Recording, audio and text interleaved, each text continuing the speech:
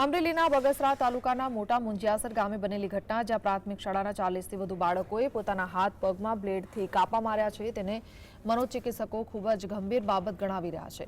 આ ઘટના બાળકોની માનસિક સ્થિતિ અને સમાજ આજના ડિજિટલ યુગની અસરને ઉજાગર કરે છે.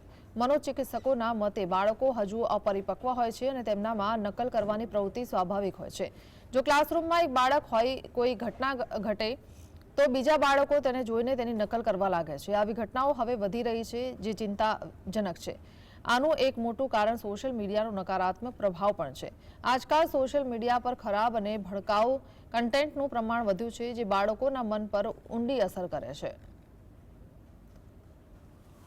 ક્લાસરૂમમાં એક છોકરાએ કંઈક ઇન્સિડન્ટ કર્યો, એને જોઈને બીજા બધા કોપી કરવાની ઇન્સિડન્ટ બહુ વધી છે. કે ઇમેચ્યોર બાળકને ખબર ન કે શું સાચું શું ખોટું. એક પહેલી વસ્તુ. બીજી વસ્તુ, આજકાલ સોશિયલ મીડિયાનું જે ઇન્ફ્લુઅન્સ છે એ બી બહુ ખરાબ છે. Because as you might be knowing કે ડિજિટલ એડિક્શન વધી રહ્યું છે. બાળકો નાની ઉંમરથી જ ફોન યુઝ કરવા માંડે છે. અને એમાં એક મોટામાં મોટો વર્ક પેરેન્ટ્સનું બી છે, કારણ કે એ લોકો કોઈ આઉટડોર એક્ટિવિટીઝ હવે નથી કરવા માંગતા. અને નાની ઉંમરથી જ જ્યારે બી બાળક રડે એટલે એને